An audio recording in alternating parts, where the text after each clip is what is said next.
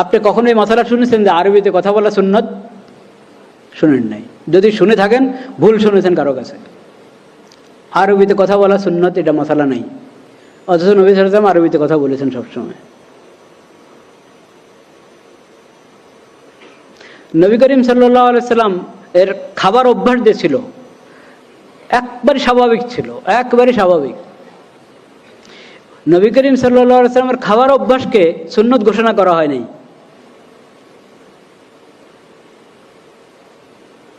নবী করিম সাল্লাল্লাহু আলাইহি সাল্লাম খাবার অভ্যাস যদি সুন্নত ঘোষণা করা হতো তাহলে কি অবস্থা হতো আমাদের?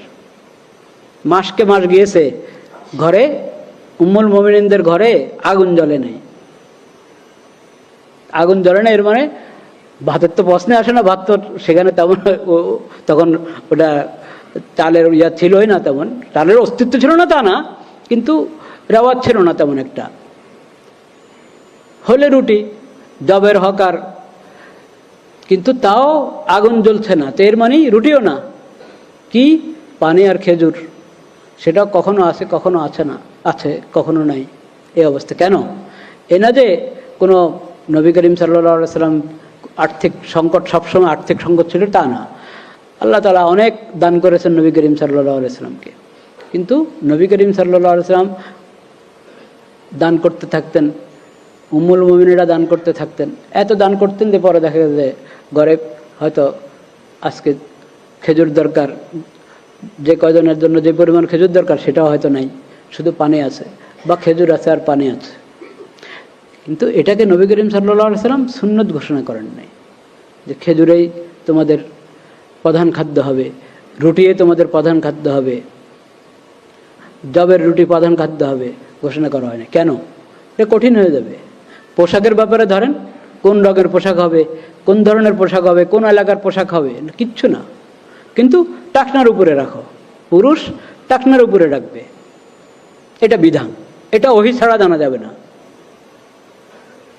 এবং অমুসলিমদের যেটা এই নিদর্শন, ওই ধরনের কোনো কিছু তুমি গ্রহণ করো না, তুমি মুসলিম, এটা বিধান দিয়ে দিয়েছে। এবং পোশাকের উদ্দেশ্য হলো সতর যাতে না দেখা যায়, তাইলে ওরকম পোশাক হইতে হবে যে সতর দেখা যাবে না। এরকম মোটা দাগের কিছু বিধান দিয়ে দেওয়া হয়েছে। এরপর উন্মুক্ত ছেড়ে দেওয়া হয়েছে, কে সালোয়ার পরবে, কে লুঙ্গি পরবে, কে চাদর, কে জামা, জামা হলে কোন ধরনের জামা, কানিফারা না গোল নাকি, কোনো কিছুকে বিধান বানিয়ে দেওয়া হয়নি। এরকম আপনি এক একটা জিনিস নিয়ে যদি চিন্তা করেন তো দেখবেন আমাদের এই শরীয়তের মধ্যে নবী করিম সাল্লাল্লাহু আলাইহি ওয়াসাল্লামের যে আদর্শ, এখানে ফরজের সংখ্যা আর হারামের সংখ্যা কম। সাধারণ সুন্নত, মুস্তাহাব, নফল এটার সংখ্যা বেশি, ফরজের সংখ্যা কম। এরকম হারামের সংখ্যা থেকে দেখা যাবে হয়তো অনুত্তম, মাকরু, ওটার সংখ্যা হবে কি বেশি। একবারে হারাম ওটার সংখ্যা কম অন্যগুলোর তুলনায়। আর প্রয়োজনীয় কোনো কিছু ওটার মধ্যে মানে প্রতিবন্ধক হবে, এই ধরনের বিধান নবী করিম সাল্লাল্লাহু আলাইহি ওয়াসাল্লামের পবিত্র সিরাতের মধ্যে পাওয়া যাবে না। আরেকটা হলো, বললাম যে কোনো অঙ্গন খালি নাই। শরীআতুন খালিদাতুন, শরীআতুন শামিলাতুন, শরীআতুন আম্মাতুন। নবী করিম সাল্লাল্লাহু আলাইহি ওয়াসাল্লামের যে সুন্নত এবং সিরাত, ওটা কিয়ামত পর্যন্তের জন্য, কারণ উনি আখিরি নবী, খাতামুন নবিয়্যিন। তার উম্মতের পর আরেক উম্মত হবে না। তার উপর হেদায়েতের যে কিতাব আল কোরআনুল কারীম অবতীর্ণ হয়েছে, এরপরে হেদায়েতের আর কোনো কিতাব আল্লাহর পক্ষ থেকে ওহীর আর কোনো বাণী আসবে না, এটাই শেষ। তো তার সুন্নত আর শরীয়তও শেষ শরীয়ত, তার উম্মতও আখিরি উম্মত। এরপরে যদি কেউ বলে যে অমুকের উম্মত, তো এর মানে তার ইসলামের সাথে, কোরআনের সাথে কোনো কি নাই, সম্পর্ক নেই। আপনারা জানেন আমাদের এই দেশে আরেক উম্মত যে আছে, নবী করিম সাল্লাল্লাহু আলাইহি ওয়াসাল্লামের উম্মত ছাড়া আরও উম্মত আছে, জানেন তো? আপনার ধারণা আছে কিনা? হ্যাঁ, মির্জা গোলাম আহমদ কাদিয়ানি, তাকে কাদিয়ানি জামাত কি মনে করে? নবী মনে করে। আমাদের নবী, আখির নবী হযরত মুহাম্মদ মুস্তাফা সাল্লাল্লাহু আলাইহি সাল্লাম, হ্যাঁ, কিন্তু তার 1200 বছর বা একটু বেশির পর হলো মির্জা গোলাম মোহাম্মদ কাদিয়ানী। এই মির্জা গোলাম মোহাম্মদ কাদিয়ানী নবুয়তের মিথ্যা দাবি করেছে এবং কিছু লোক তাকে নবী হিসাবে মেনে নিয়েছে, তারা মির্জা গোলাম মোহাম্মদের উম্মত। এই যে নতুন আরেক উম্মত বের হলো, এই উম্মতের কোরআনের সাথে কোনো কি নাই, সম্পর্ক নাই। কোরআনের নাম নিচ্ছে, কোরআন প্রচার করছে, কোরআনের অনুবাদ করে প্রচার করছে। এই কিছুদিন আগে, কয়েক মাস আগে ইয়েতে জাদুঘরে তারা কোরআন প্রদর্শনী করেছে তারা। কারণ বুঝেন না, এটা তো কি বলে এটাকে, সমান অধিকার। বুঝতে পেরেছেন? সমান অধিকার তারা সেমিনার করতে চায়, কে মানা করবে? এটা একটা চিন্তা। সমান অধিকার, এই যে আমাদের নবী করিম সাল্লাল্লাহু আলাইহি ওয়াসাল্লামের সিরতের আরেক বৈশিষ্ট্য হলো তার শিখানো কোনো মৌলনীতি, শিখানো কোনো বিধান, তার শিখানো, তার দেওয়া কোনো পরিভাষা, এটার মধ্যে কোনো অস্পষ্টতা নাই। যে ওই শব্দের মারপ্যাচ দিয়ে, শব্দের অস্পষ্টতা দিয়ে, পরিভাষার অস্পষ্টতা দিয়ে মানুষকে কেউ ধোঁকা দিবে, প্রতারণা করবে, এই সুযোগ নেই।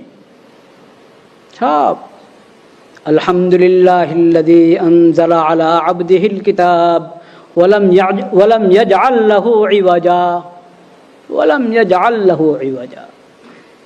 কোনো ধরনের বক্রতা, কোনো ধরনের অস্পষ্টতা, কোনো ধরনের কোনো খুঁত ত্রুটি এখানে খুঁজে পাবে না এই সিরতের মধ্যে, এই শরীয়তের মধ্যে, আল্লাহর অবতীর্ণ করা এই কোরআনের মধ্যে। তো সমান অধিকার, এটা একটা পরিভাষা, এটা কোরআনের পরিভাষা না, নবী করিম সাল্লাল্লাহু আলাইহি ওয়াসাল্লামের সিরত এবং সুন্নতের পরিভাষা না। এই জন্য এটার মধ্যে অনেক অস্পষ্টতা। সমান অধিকারের ব্যাখ্যা করেন আপনি বসে বসে, এক একজন এক এক ব্যাখ্যা করবে। কাকে বলে সমান অধিকার? একটা পরিভাষা আপনি দিচ্ছেন, তাহলে এটার সঠিক ব্যাখ্যাও তো দিতে হবে, সঠিক মর্ম দিতে হবে। সমান অধিকার আপনি বলবেন প্রত্যেকে তার মতাদর্শ, তার মতবাদ, তার চিন্তা চেতনা, ওটা আপনার ইয়ে করার, তবলিগ করার, প্রচার প্রসার করার অধিকার রাখে। আচ্ছা, যদি এই কথা আপনি দলিল দিয়ে সাব্যস্ত করতেই পারেন যে সবার অধিকার আছে, আমি এখন ওই তর্কে দিলাম না, কিন্তু আমি বলতে, তবলিগের অধিকার আছে, প্রতারণা করার অধিকার আছে, প্রতারণার অধিকার আছে।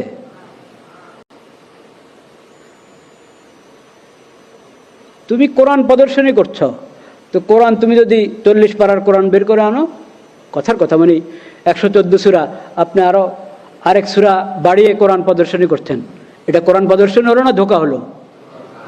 ধোঁকা হলো। ঠিক এরকম একটা সূরা বাড়ান নাই, একটা আয়াত বাড়ান না, যা আছে তা, ওটাই প্রদর্শনী করছেন, কিন্তু ওটার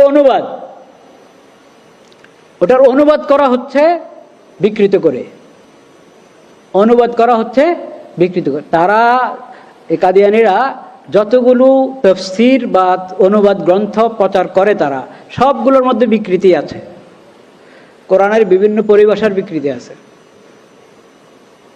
এবং এমন বিকৃতি ঈমান কুফর হয়ে যায়, কুফর ঈমান হয়ে যায়, হালাল হারাম হয়ে যায়, হারাম হালাল হয়ে যায়, এই ধরনের বিকৃতি আছে। আকীদা পরিবর্তন হয়ে যায়, এই ধরনের বিকৃতি আছে। তো এটাকে কোরআন প্রদর্শনীর নামে, কোরআন অনুবাদ, কোরআন তাফসীরের প্রদর্শনীর নামে যদি প্রচার করা হয় এবং প্রদর্শনী করা হয়, তাহলে এটা কি তবলিগ হলো না প্রতারণা হলো? প্রতারণা। তা আপনি সমান অধিকারের কথা বলে আপনি বলেন যে তারাও তো, তাদেরও একটা ধর্ম আছে, তাদের ওদের নাগরিক হিসাবে অধিকার রাখে এটা প্রচার করার, নাগরিক হিসাবে প্রচার করার অধিকার রাখে, মানুষকে ধোঁকা দেওয়ার অধিকার রাখে না। এটা কে বুঝবে? কাকে বুঝাবেন?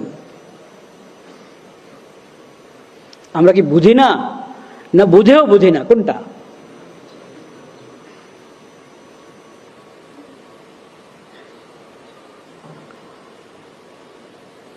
লা ইলাহা ইল্লাল্লাহ, লা ইলাহা ইল্লাল্লাহ, লা ইলাহা ইল্লাল্লাহ। যখন এই প্রসঙ্গটা এসেছেই, তা আমি আর একটা কথা বলে দিই। বক্সিবাজারে দেখবেন কেন্দ্র আছে, তারা নিজেদেরকে বলে আহমদিয়া মুসলিম জামাত। আহমদ সাল্লাল্লাহু আলাইহি ওয়াসাল্লাম আমাদের নবীর নাম না নাকি? ওয়া মুবাশশিরাম বিরাসূলিন ইয়াতি মিন বাদি ইসমুহু আহমদ, ওয়া মুবাশশিরাম বিরাসূলিন ইয়াতি মিন বাদি ইসমুহু আহমদ। ঠিক পড়েছি আয়াতটা? আহমদ নবী করিম সাল্লাল্লাহু আলাইহি ওয়াসাল্লামের নাম, মুহাম্মদ নবী করিম সাল্লাল্লাহু আলাইহি ওয়াসাল্লামের নাম। আহমদ সাল্লাল্লাহু আলাইহি ওয়াসাল্লাম মুহাম্মদ সাল্লাল্লাহু আলাইহি ওয়াসাল্লামের সাথে কোনো সম্পর্ক নেই কাদিয়ানি জামাতের। তারা আহমদের অনুসরণ করে না, তারা তো গোলাম আহমদের উম্মত। আবার তারা তাদের উপাসনালয়, খেয়াল করবেন আমি কি কথা বলছি, উপাসনালয় বলেছি কিন্তু মসজিদ বলি নাই, কারণ কাদিয়ানীদের উপাসনালয় মসজিদ নয়। মসজিদ তো হলো উম্মতে মুসলিমা, মুসলমানদের উপাসনালয়, যেটা